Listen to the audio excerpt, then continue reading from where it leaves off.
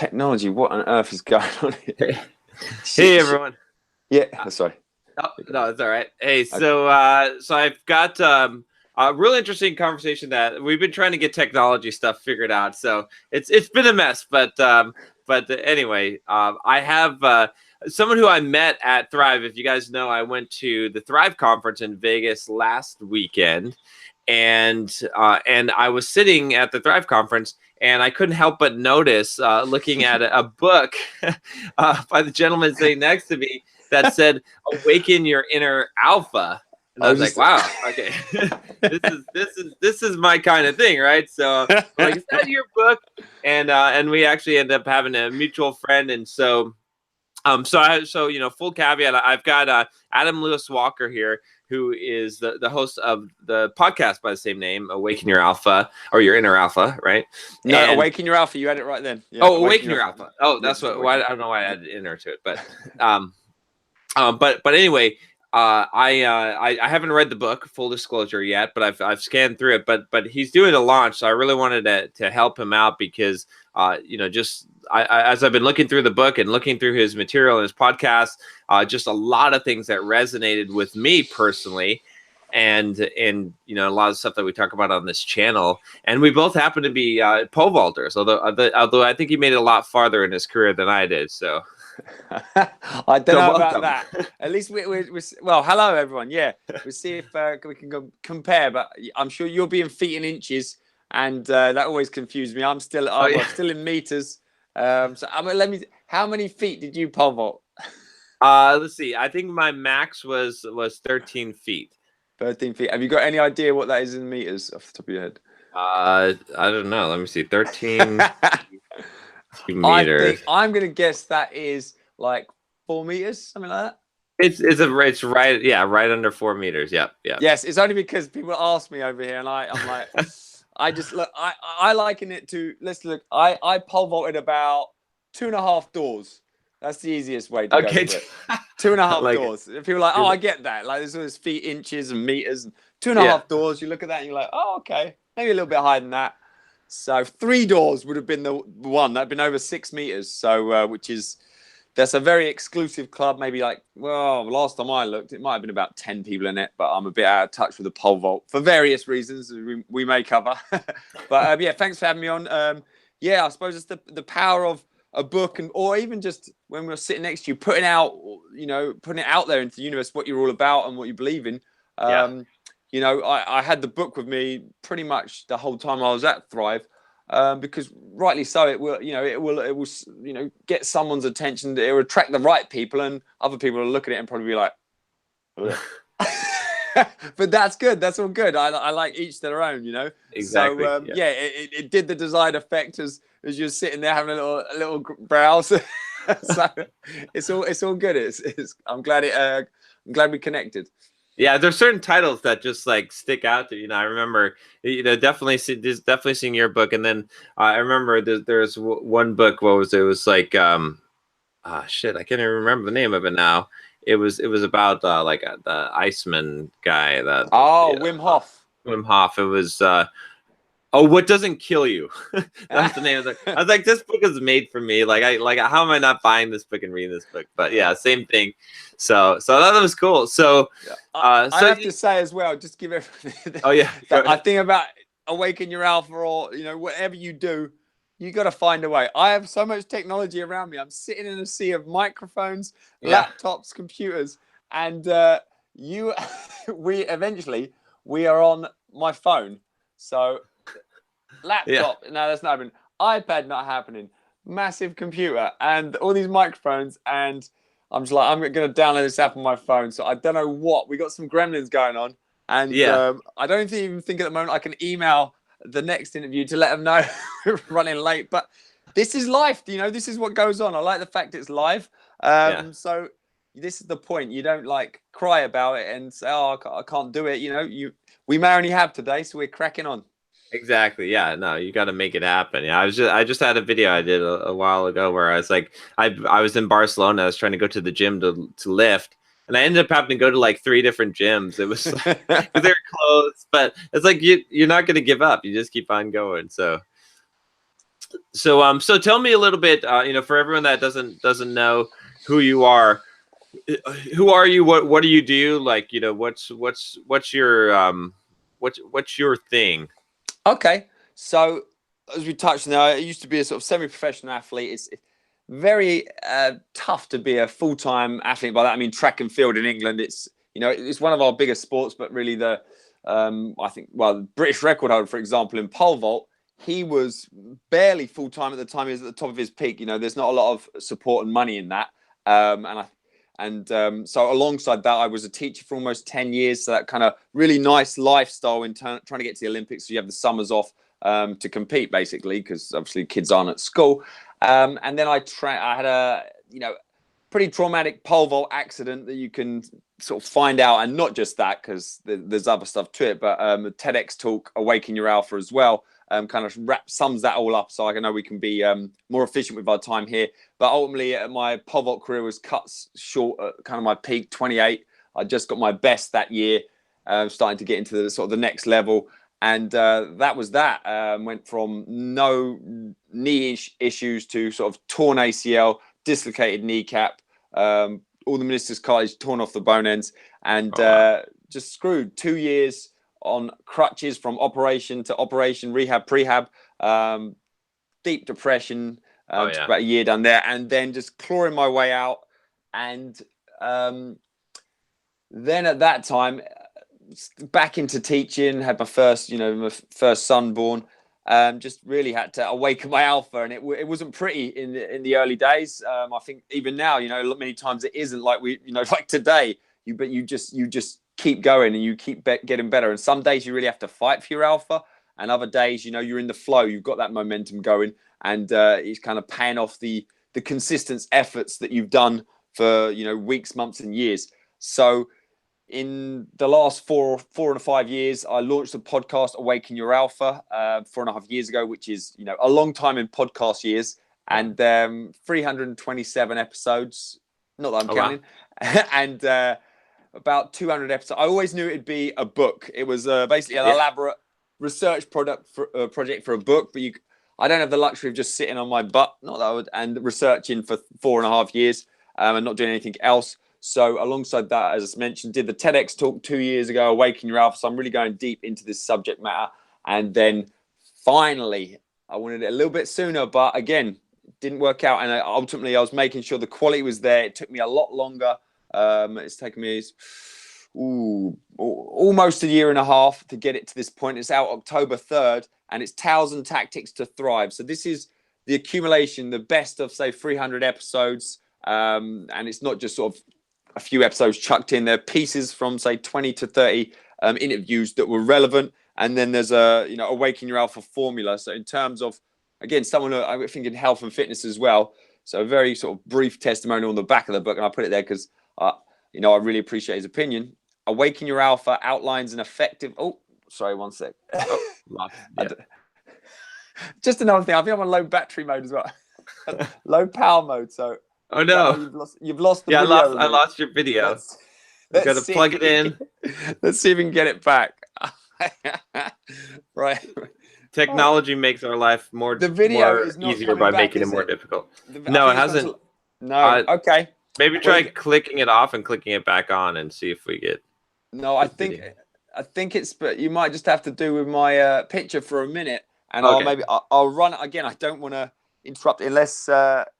You've got a chance to something you can say to on the Facebook Live, and I'll run and get a plug-in. Oh, go ahead and get an adapter. And okay, I'll leave you with this, and maybe. So this is Awaken Your Alpha outlines an effective model to help you identify, isolate, and address the differences between the man you are and the one you want to be. That's John Romaniello, New York Times bestselling author of Engineering the Alpha, and I know pretty big in the health and fitness space, and someone I thought would be worth mentioning. Right, so I'm going to try and get a charger and plug this in. All right, I'll say hi to everyone that's joining us while you're gone. So let's see, who do we got here in the chat? I see. Let's see, JM, what's up, man? Simon, Ikro 187. Let me see here. Badass Mindset. All right, man. How you doing? Good to see you. And Muhammad Hussein, what's up? Nexla Tech, how's it going? And Mad Lead, cool. He says, hi, thanks. My life has changed undescribably. Cool, appreciate it.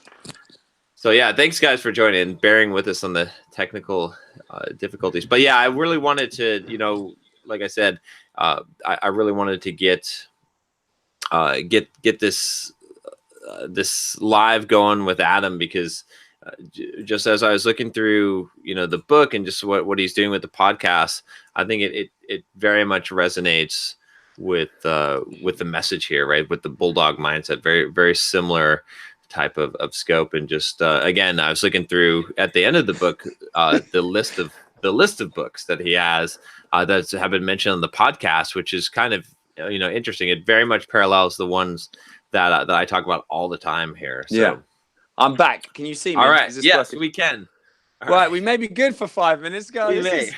I've been away for 10 days or so. I come back.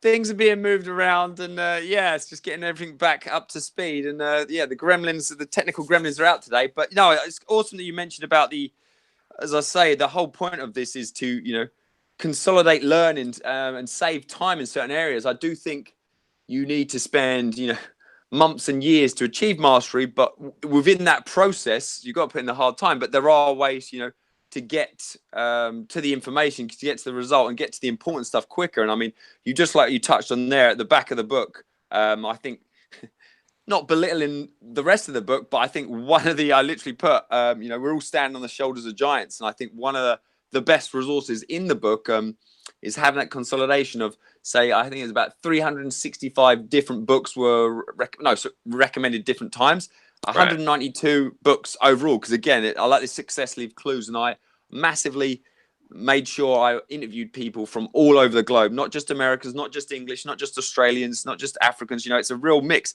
and certain books come up time and time again. So I put the most 25 impactful books for high performers all over the world. And there are, there's out of them 25 books, there was a shorter list. So maybe like the top 10 suggested 5 or more times by different people all over the world. And then it gets to, 6 or more times. And then the number one most recommended book was twice the most nearest rival, which I think we can just chuck out there now.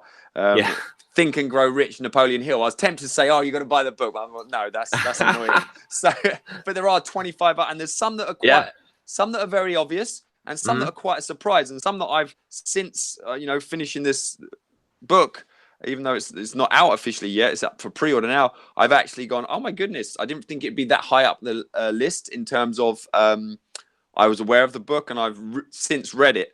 One that stood out for me, Robert Greene and 50 Cent, The 50th Law. That was his highest ranking book out of, you'd think the 48 Laws of Power, you'd think Mastery.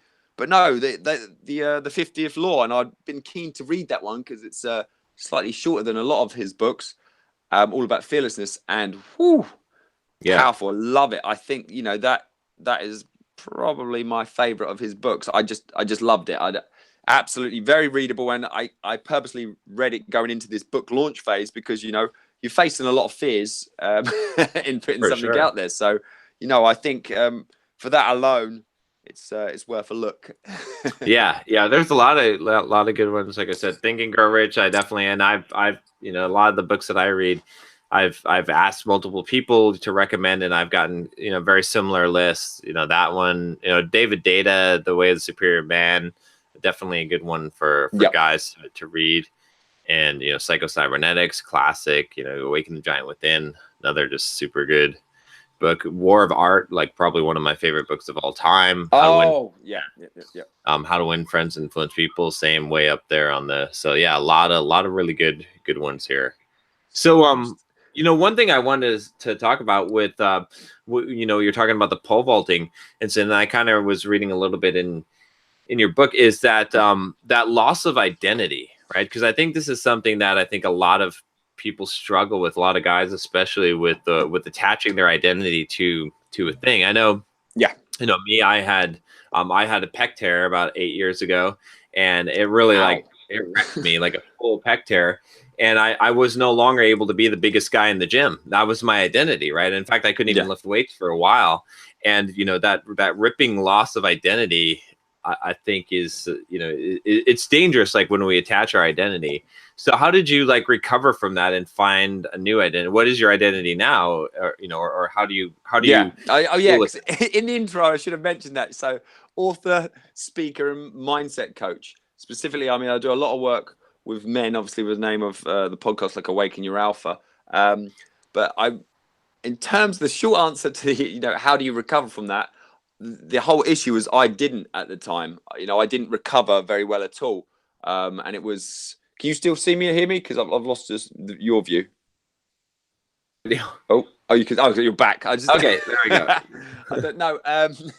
So yeah, the short answer is I didn't deal with it very well. Much like you said, if you put so much emphasis and identity on one thing in terms of quite one-dimensional. I mean, it sounds like to certain people they think, oh, this makes sense, but to other people they think, a pec tear or a ruined knee. Like, how can that just define you, or how can that ruin you ultimately? But it's what it if you literally, and I suppose it's around if you go all in on something, which I do believe is important to go all in, but not sacrifice. This is the whole point of the alpha.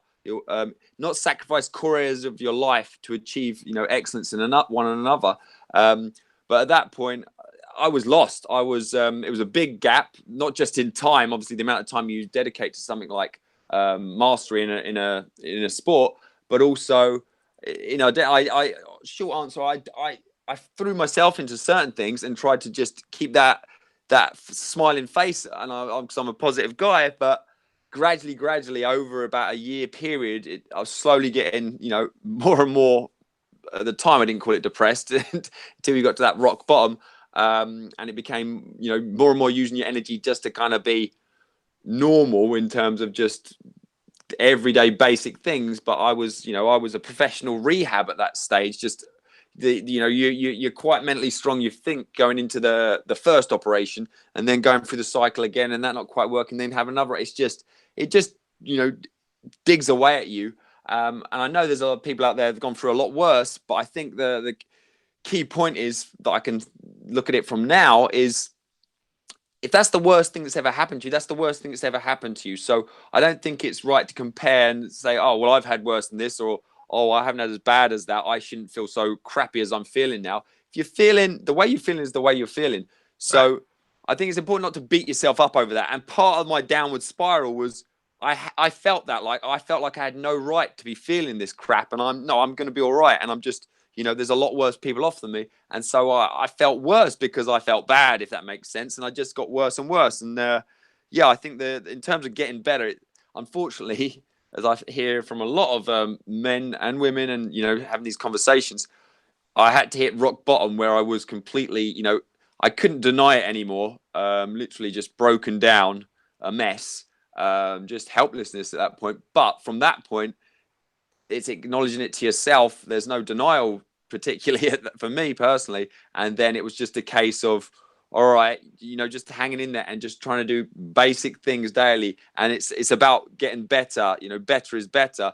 And when you're on the way down, that is not nice. But right. Even if I may be feeling like crap still, but I'm better than I was yesterday. And you might have a few little blips, but you're generally on the way up. That's motivating. And it was just, in a lot of ways, falling back to certain things, to health and fitness as well. You've got the body and your energy, and managing that is essential, especially when you're really low. You don't feel like doing it, but it's, turning up each day and going through that. I genuinely didn't feel like doing a lot of things. I didn't want to go to the gym. I'm a very, I like people, and around that stage, I just didn't want to see anyone. That's, I'm sure people can relate to that. I didn't have a home gym. Otherwise I probably would have just stayed in there. But I just didn't want to see people. But then it's the vicious cycle. The less people I saw, the more isolated I was, and the more I didn't want to see anyone. So, there is no right or wrong, but there are some fundamentals that I put in the book. And don't get me wrong, this book isn't about, 1,000 tactics to avoid depression. Right. But I think it would have been irresponsible of me to just talk about thriving and not talking about what happened to me, what's happened to a lot of people in the book, what happens to a lot of guys, and we don't talk about it so much. And And a lot of the fundamentals that get you out of that hole are the fundamentals we need to continue to carry on to thrive. Because that's another thing. A lot of people do these things when they're like, oh, I'm really in the crap. I have to do this. And they claw them the way out. And then they get to, okay, I'm kind of okay now. And they stop doing these fundamentals. And then they kind of slowly go back down to their, oh, I better do it again because I'm feeling like crap or things aren't working out. And then we get, oh, I'm doing okay now. Then I can just coast. Whereas I think the important thing for thriving, I do think, everyone is here to thrive if they choose to, is to continue. And that's the consistency with, something like a podcast over 4.5 years, 300 plus episodes, just showing up, with this video like me and you, we showing up. It's very easy to sort of cut this because there was a little bit of adversity in terms of we're on what we're doing on a phone and spent longer than we're actually going to spend in the interview trying to sort it out. So, these blips happen. And I think it's important not to compare your reality to other people's highlight reels because, you only know not even half the story. And I try and be as transparent as possible but even then people think it's all shiny and it definitely isn't. But I'm loving the mission and the challenges. And I think it's a huge perspective in terms of I don't have to do this. I have the chance to. And once that slight switch changes everything. Exactly. Yeah. I often have to tell myself I get to do this is what whenever I catch myself saying I have to. And it's real interesting. Yeah. Like what you said with the identity, like you do hit that kind of rock bottom. And it's weird. I kind of learned myself to not attach my identity to things that I can't control. Right. It's like my identity now is about the thing about who I am, like my character, what I've built, the thing that something can't take away from me. Yeah. Even though now I'm doing, marathon running and stuff like that. But that's like, if I stop doing it, it's fine. Like I'm pouring into it, but I'm not tying up my whole identity into that. Like I did before when I was the biggest guy in the gym, lifting weights. And that was my whole thing that I took all my pride and everything in. Yeah. Now I can do something like run a marathon, and the identity part of it is that I have the toughness to do it, not that I'm a marathon runner, which I think was a big I think it's always dangerous if you purely attach your self-worth to a specific outcome.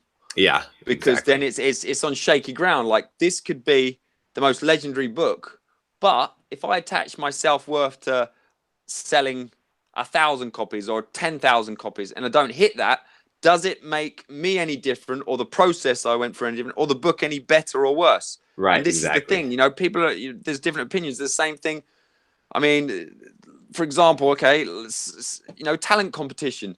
That's, it's purely people's interpretations. So if you've worked hard and you've built your character to do a certain thing, you turn up there and, they're all just like, that's useless. Someone's like, that's brilliant. But that's one person out of like 3 or 4. You're done. Does that mean you just crumble and you just feel worthless? But if it's about what the book is about building that solid foundation. Yeah. So you can take whatever is coming, and adversity is coming for all of us in some shape or form. If you haven't had it, awesome, but it is coming. Yeah. And I think, unfortunately, for a lot of us, it catches us a little bit off guard. Obviously, you think in a purely athletic sense, you think, you get to that point where you think, I might retire in a couple of years. I might, make the choice to sort of, tone it down, as it were. But when you're kind of getting into your peak and then you just get it like the rug pulled from under you, I struggled. And I think even when, people have gone all in and they know that retirement's coming and they kind of make that choice, or it's made for them near the end, they still struggle. Yeah. So I think it only takes a given set of circumstances where, the most strong-minded person will be put under a lot of pressure. And that's when you find out, like you talked about, your character and how solid your foundation is. I think that's why it's important from a training perspective, mental training perspective. It's better to be prepared than wait till it hits the fan, because it's so much harder because when it hits the fan to then try and claw your way out, which you will do, I have faith. And no matter how far down you go, so long as you don't, get out the game completely, which is a risk for some people, thank goodness that never entered my head, you will get back. And I think it's important to know and hear and listen to. And I've spoke to many men who've been very low, and however low you are, the further down you are, the longer it will take you to get back. But you can do this from any point. And even if you feel like, don't beat yourself up if you think, well, I'm not depressed, I'm just feeling a bit crappy for a couple of years, and you don't feel like, really like, but you're just kind of toeing the line and kind of, daydreaming through life and just not really there. That's another reason, that's not okay. By my book, that's not okay. You don't just, you got to be proactive, and you've got to, take control of this sort of thing. You've got one life, and this book is ultimately all about leadership and personal leadership. Yeah, I like it. I like the very, very much what you're describing. Sounds to me like a stoic mindset, and stoic philosophy, and just knowing like that the pain's coming, right? It's like one of the things that I live by is like to bring pain upon yourself, because you know that it's coming. Like it's like, are you still there? Yeah. Yep. Yeah. Okay. Sorry. Carry on, Karen. I'll just stop the video for a second. Carry on. Oh, okay.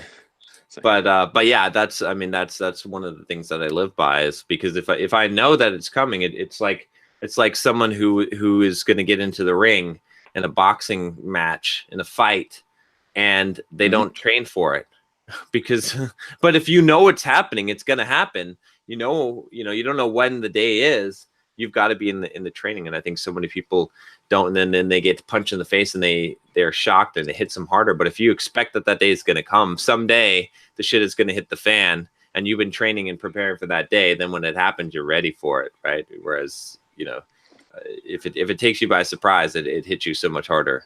Like it 100%. Yeah. 100%. And I think the important thing is you don't have to go looking for it. It's coming. So, you don't have to go necessarily, because some of the times, we in these interviews you talk about things and you think, it's great to talk about it from now, but it's not like I went looking for certain things. I think I got pinned. It's completely random, but I'm just saying these things. I did whitewater rafting and I got pinned under a boat, and that was probably my closest near-death experience, and I kind of got hit under a rock, like it was in Africa. My wife kind of thought I was done for, but it happened relatively quick. So it had an impact, but not as impactful as the knee injury, for example, because I almost died. I didn't. Woo. Great, let's get a beer, celebrate. But the other one was kind of like, this was a game changer, it was a life changer. I couldn't continue on the route I was going, and it wasn't a quick fix of I'll try something new. It was the knock-on effect was years in the making.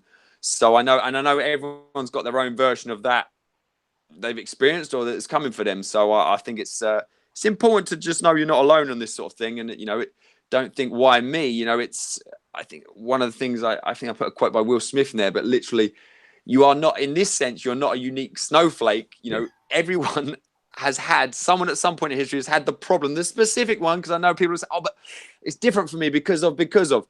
Everyone has had the same problem at some point in history, and someone's written the answer down in a book somewhere, which I thought was spot on. So yeah, but it's when you think I put it in the book as well, when you think your problems are like I struggle, I call it, so indestructible, inescapable, or what's the other I? See, this is off the top of my head, but it basically means your problems are unique and individual to you. That was it, and you can't change that. You can't escape your problems, as it were. You can't. They just are there. That's people accept a lot of problems, and you can tell that very quickly from the way people talk when you have a conversation about it. And then, as I say, that individual, indestructible nature of their problems, that it's, the reason you sorted out your problems or you're okay is because your problem wasn't their problem. Their problem's different, if you know what I mean. Right. Try not to do jazz hands. No, it's a good way to make excuses for yourself, right? Because you say, whereas, I think one of the things I always remind myself is the world doesn't care. It doesn't care why you didn't perform. It's only the results. The world only cares about the results. I mean, I think internally we know it's more than that, but no one else cares. Yeah, and I agree with that in terms of, and you only care about results. When you say results, people think, don't get caught up, and this happens to sort of very ambitious people. Sometimes their life gets turned into a series of to-do lists, and they're always ticking something off, and then they can never be satisfied. But when we're looking at the results as in terms of achieving, I'm thinking straight away, achieving happiness, fulfillment. That's what I'm talking about. And whether that means you've got to achieve certain things, great. But we talked about don't attaching your self-worth to an outcome. So that's important. I think when it all boils down to it, people have certain specific things in their makeup, but it's all to be happier, to be more fulfilled and satisfied. And you know, it's very easy when even when you're living your purpose and you're doing this sort of thing, to never be satisfied, because you always want to do more, and because you feel like there's so much to do. And it's good from a sense of urgency. I do think we all need a sense of urgency, but at the same time, you got that I need to be present in the moment as well. Because if you're always thinking about I've got more to do, you're missing what's going on now, which is really important. Yeah, there's kind of this weird kind of contradiction, like balance. I always talk about like you have to be content but hungry at the same time, and it's like if you can't be content and have gratitude for what you have, then getting more is never going to solve your problem. Yeah, and it is a conflict. If you don't think about it too deeply, it can be quite confusing. You think, right, I want to be satisfied with RAM, but then I want to do this, and this as well, and it's like people say that to you, oh, you're not satisfied, and it's not about that. It's a lifestyle. It's like about getting better every day, whether that's mental growth, it's spiritual growth, whether it's financial growth, losing things as scorecards. But then again, if it doesn't go the right way, not thinking I'm a failure, maybe that method, that tactic, or that idea, just that wasn't the right one. And that's another thing that's really, I think, important. The people featured in this book is their attitude to failure, and ultimately the rate of failure, it's way higher than the average person. If you're going to measure someone by how much they've failed and say, oh, they're a failure, well, again, it's attaching your self-worth to an outcome. And all these people I've featured in the book, for starters, they're featured in a book, and they failed way more than most of us. Right. So they've done certain things very well, but that's because they didn't get tying their identity to the failure and understood that it was just, there's so many variables in that failure. They could have had a great idea, their execution would be good, but the timing could have been wrong, or vice versa. There's so many things. I mean, in other times, I think this is where we talk about, success or results. It doesn't care. Some people have done, in theory, everything wrong, and they've had a result. So right, exactly. But then they can get that kind of, and there's people in the book where they've said, it happened so well for them the first time, they kind of got a false sense of security and thought there's a bit more of a legend than they are, to be fair. And then they were like, oh, but what happens after that? They got their ass kicked a few years later when some adversity came and they were not mentally prepared. And then, they come back, though. They come back. Yeah, exactly. Yeah. I always think of that whole contentment versus, wanting more it's like I always just say it's all gravy, right? It's like it's all gravy. Like, so it's like what I have now is great. But everything else is gravy. So let's see how much gravy we can get on top. It's like yeah. And that's the thing that keeps me. Then I'm enjoying what I have. But so one thing I wanted to ask you about is you have an interesting definition of the word alpha, I think. As I was looking through the book, because it's not the normal definition of what we would call alpha, which I think is kind of key to understanding this whole concept that you're teaching here. So what is your definition of alpha? Yeah. So I mean, the whole point of a lot of this is, society and we do as well. We attach stories to certain things that can skew from the actual reality or the truth, and then it becomes our truth. We just believe it, and I think society as well. Even when I sort of say it, the word alpha, a lot of times I know people have certain things in their head about it, and you do have to explain what you mean, because so if you go not even right back, but if you go to the actual definition in the book, literally look up alpha, what it means from the solar system, it's Alpha Centauri, which means the star that shines the brightest. From the animal kingdom, is to achieve the highest rank. Right. So, so there's no mention of, meathead, bully boy, knuckle dragon, no negative connotations. So my interpretation of that is the alpha, and awaken your alpha, is to shine as bright as you can with your time here. And that's not to put others in your shadow, but to illuminate. Mm-hmm. And then to achieve the highest rank, like we've just been talking about, in areas that you hold important or that are, crucial and core to you in your life. So that could, family, relationships, health, wealth, whatever that means to you, core areas for fulfillment, and achieve that highest rank, not to be judged by someone else, as we just talked about, but personally, your personal satisfaction and what you're doing. So that is awaken your alpha to me in a nutshell. And that concept just gets me, it gets me excited, and that's what it's all about. And I don't see how anyone can. There's no negative meanings around that, or it's. I haven't written a book about how to be, how to dominate people and just be I didn't even think about it because I didn't have that context. I know a lot of people randomly it seemed random to me. I hadn't thought about it. It said, oh, is this book about like being a pickup artist or something like that? And I'm like, no, like, whoa. So it's like one of the first things I say in my TEDx talk and in the book, like let's get clear on what's the definition of alpha. And we go from there.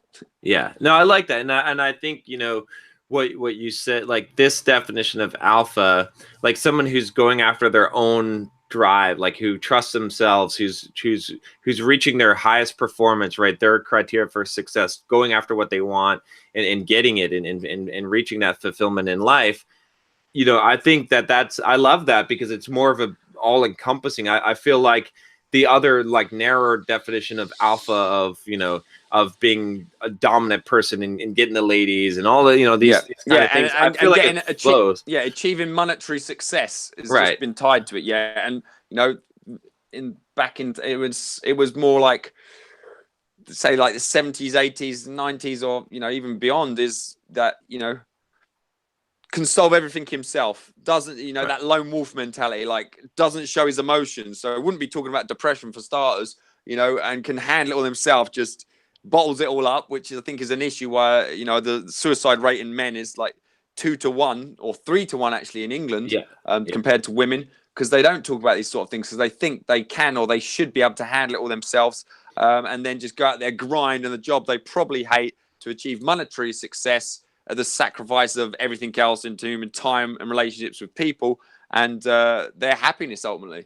Exactly. Yeah. And then I think, like I said, the irony of it, or the thing of it is by the definition that you have of alpha, if you're encompassing that in your life, all those other things you're more likely to get anyway. Right. It's like, it's trying to superficially achieve these things, the wealth, the status, the fame, the women, that by manipulating the system rather than becoming the person that's worthy of those things. And that's what that's what I see throughout your book. Yeah, and I just hearing you say, I want to clarify. Yeah, I'm in the pursuit of my alpha each and every day. I awaken my alpha each and every day.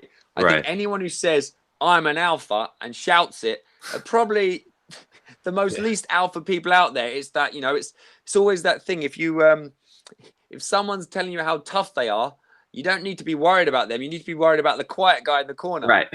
Exactly. So it's the same thing here. This is not me saying I'm an alpha or these people are necessarily like alphas. Again, it's not for necessarily me to judge. I got my opinion.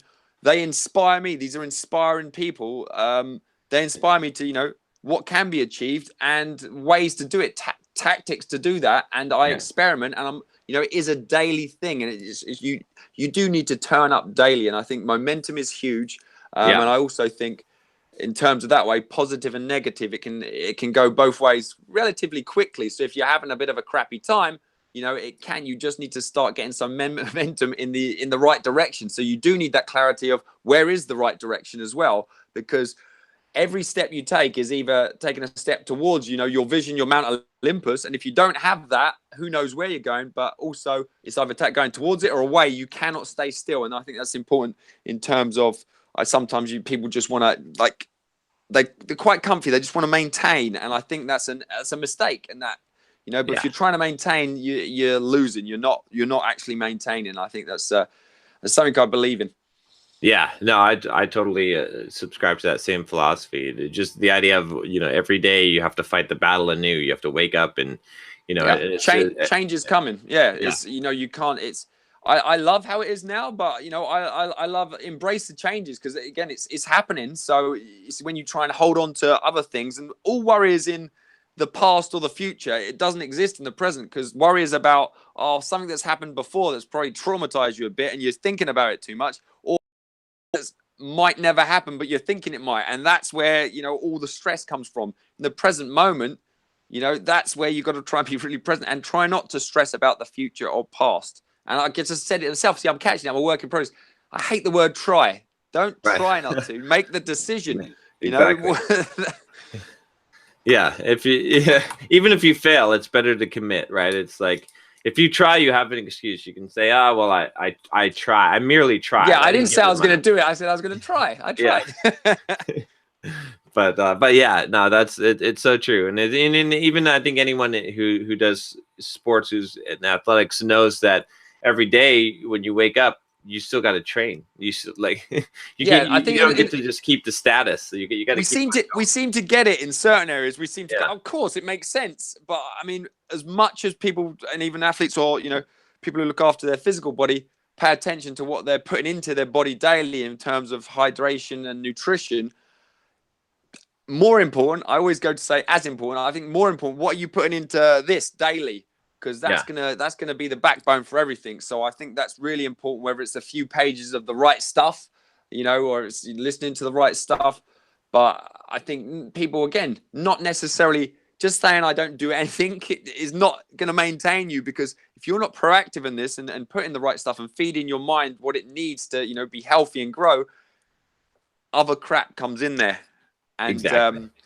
and more likely it's not even being passive other crap. There's probably stuff that you're consuming thinking, oh, look at this and this is rubbish, but you're consuming it. You're making that choice, or by not doing anything or not shutting it out, you're making that choice. That's why it's very important. And I don't watch the news. If anything big or important happens, someone will tell you about it. It's like old school. Exactly. It's like old school style. Someone will tell you about it. If they don't, then it's the usual, rubbish. And I know stuff goes on, and you can ways to minimize that and filter it down. But in terms of what's going to affect, if it comes back to, oh, you should know this, should know that, well, how's the best way you can have a positive impact on the planet?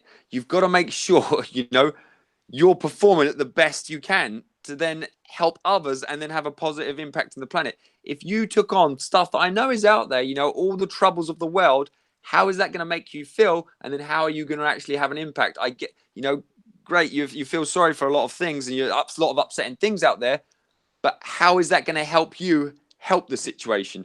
Just consuming it, complaining, or getting, flustered about it. So anyway, that's my thought. I'm sure some people might, get frustrated with that, but that is my belief on that. Well, it's true. I mean, I think it's a recognition of power, right? It's like you have to know when you have power, when you don't. And unfortunately, a lot of people, what they want to win battles where they're not the person in the position of power. And the answer a lot of times is to gain the position of power. It's like sometimes you're gonna have to work hard. You're gonna have to build up. If you want to change the world, make some money, build a business, have some kind of way that you can actually build an audience so you can have an impact. Holding a picket sign and wishing things were better doesn't change. Saying things are unfair, they could be Well, the unfair. thing is, I don't know. everyone has an impact, daily, right in the small things. So Yeah, you can't shy away from that. You are either having, again, it's like you can't stand still. You either have a positive impact or a negative impact. If you walk past 5 people, do you smile at them and have a positive impact on them people? And you think, well, that's minor, but it creates that ripple effect. right. Then they feel a little bit better, or they just think, oh yeah, and then they smile to the next person. Or do you pay it forward? You buy someone something just out of, to do a good thing, and then does that ripple? Or, do you frown at someone? So I come from a town where the standard greeting, if you walk past someone, it looks like they want to kick your head in. But, and that can affect you, because then you're more like, oh, okay. And then the next person you meet, they might be very friendly and happy, but Yeah, you've been burnt, as it were. And I know everyone's been burnt at some time, but don't let these negative influences or impacts have too much of an impact. That's where I'm saying you've got to fight, and you've got to make sure the stuff you're choosing to put into your head. Yeah, we all have stuff that we'd rather didn't go in there, but we can be proactive and counterbalance, so we are in a more positive, realist but positive state, so we can get things done. Because I do believe the world is fundamentally a good place, and if you look at into your history, it's never been better. But if you ever watch the news, not that I do, but if you ever watch the news, I'm pretty sure they're almost making you question that. It feels right. like everything's falling apart, but it's never been better, and that's the reality. But I'm sure that's not very newsworthy. Exactly. Yeah. No, I totally agree. Whatever you brine in, that's what you're going to become. So you have to control your inputs. Your product of your inputs, for sure. So, All right. Well, thanks, Adam. And let's see. So where? Okay. So book is launching October 3rd, right? Yep. It's in terms of it's pre-order. It's launched kind of now, but the official date October 3rd. So you can go to ayalpha.com / or whichever way that is /book. And on there, it's not just taking you straight to the the Amazon order. It's actually got some information about the book, myself, some people who've read it, and we've got a test group. You've got people who read it a long time ago, and their feedback, so you can make an informed decision. And there are bonuses on there that are the launch. So we've got about a week now. So please do go check it out. You won't be disappointed.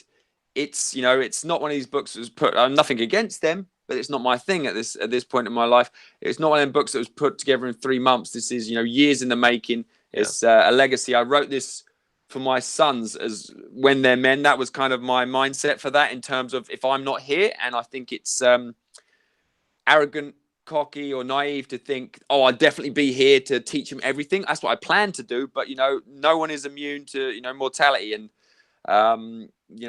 just in the process of writing this book, people who I wouldn't have expected, they're not here anymore. So there's a relief that it's out there, and I hope you go and check it out.